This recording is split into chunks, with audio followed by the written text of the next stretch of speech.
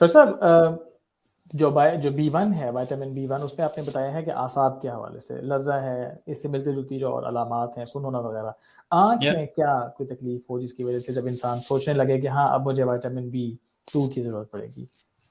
नज़र धुंधली होना शुरू हो। अच्छा, ठीक है। कई लोग कहते हैं जी मेरी एक साइड की नज़र धुंधली हो रही है, हम्म। उसके लिए होम्योपैथी में जिंकम सल्फ बहुत अच्छी दवा है। हम्म। लेकिन जिंकम सल्फ के साथ अगर विटामिन B2 भी तो लेना शुरू कर दें तो उनको ज़्यादा फायदा हो सकता है। बहुत अच्छे। ठीक है रोशन, अब हम अगले विटामिन की तरफ चलते हैं। तो मतलब ये आम बीनाई को बरकरार रखने के लिए विटामिन B2 बहुत अच्छा साबित हो सकता है हर एक के लिए। ठीक है। ऐसी अक्सर शिकायतें आती हैं कि बच्चों की नज़र गिर रही है, दिन ब दिन गिर रही है। बहुत सारे मेरे पास ऐसे केसेस आते हैं, तो मैं उनको विटामिन देता हूँ। मैं विटामिन एक और भी विटामिन मैं देता हूँ आंखों के लिए, वो है विटामिन A।